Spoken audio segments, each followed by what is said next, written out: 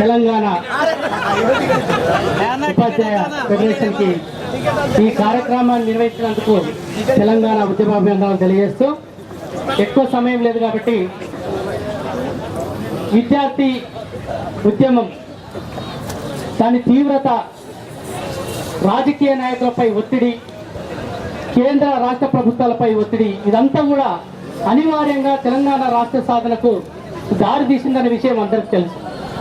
అయితే ఈరోజు విద్యార్థి ఉద్యమంలో సీరియస్గా పనిచేసినటువంటి విద్యార్థులంగా మేము అన్ని రాజకీయ పార్టీలకు ఒక విజ్ఞప్తి చేసినాం. అయ్యా, మీరు రాజకీయ అవకాశాలు మీకున్నాయి, మా విద్యార్థుల భవిష్యత్తు ఏంటి, మా మీద పెట్టిన కేసులు ఏంటి, విద్యా ఉద్యోగ అవకాశాలు ఏంటి, అదేవిధంగా రాజకీయ ప్రాతినిధ్యం కూడా ఏంటి అని చెప్పేసి మేము అందరి రాజకీయ నాయకులను ముందుగా కేసీఆర్ గారిని అడిగినాం. తర్వాత జానారెడ్డి దగ్గరికి పోయినాం. జానారెడ్డి దగ్గరికి పోతే ఏమన్నాడంటే, మీరు తెలంగాణ వచ్చింది కదా, ఇంకా మీరు చదువుకోండి అన్నాడు. అంటే మా మీద కేసులు ఉన్నాయి, మేము ఎట్లా చదువుకోవాలి సార్, మాకు ఉద్యోగాలు రావు, అయినా చాలా మంది మేము 15 రోజులు 20 రోజులు జైల్లో ఉన్నాం, 50 నుంచి 60 100 150 కేసులు దాకా ఉన్నటువంటి విద్యార్థులు ఉన్నాం, మేము ఎట్లా చదువుకోవాలి సార్ అని చెప్పి అడుగుతున్న సమయంలో మా మిత్రుడే, సార్ మీ వయసు అయిపోయింది, మీరు రాజకీయాల నుంచి తప్పుకోండి, మేము రాజకీయాలకు వస్తాం సార్ అని చెప్పి చెప్పింది. అయితే దానికి ఆయన స్పందిస్తూ, అంటే మీ విద్యార్థులు మీరు రాజకీయాలు చేస్తే మేము తప్పుకోవాలా, ఇక సరే మీరు వెళ్ళండి అని చెప్పేసి చెప్పినటువంటి సందర్భం.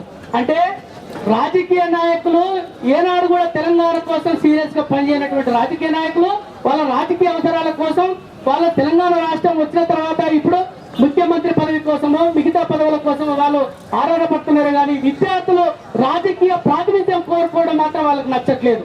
అంటే ఈ రోజు విద్యార్థుల పక్షాన అందరూ, సమాజం మొత్తం ఈ రోజు విద్యార్థుల పక్షాన నిలబెట్టినటువంటి పరిస్థితి. మేము రాజకీయ అవకాశాలు మాకు ఎందుకు వద్దు, ఉద్యోగ అవకాశాలు ఎందుకు వద్దు అని చెప్పేసి ఈ రోజు మేము అందరు రాజకీయ నాయకులను ప్రశ్నిస్తా ఉన్నాం.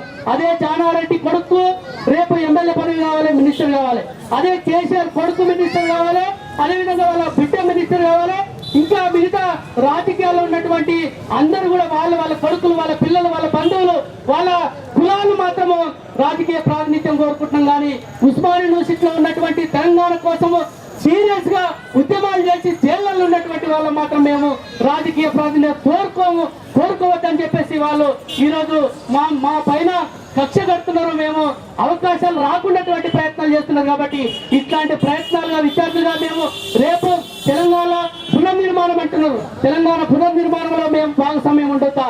నిజంగా ఈ రోజు తెలంగాణ కేసీఆర్ రేపు ప్రభుత్వం ఏర్పాటు చేస్తాడా, కాంగ్రెస్ ప్రభుత్వం ఏర్పాటు చేస్తుందా? పునర్నిర్మాణం అంటే ఎవరు నమ్మడానికి లేదు.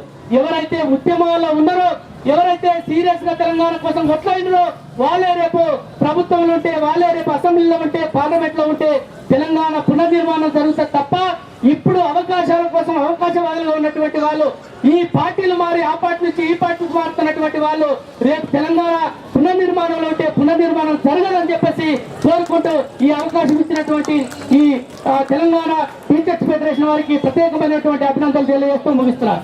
జై తెలంగాణ.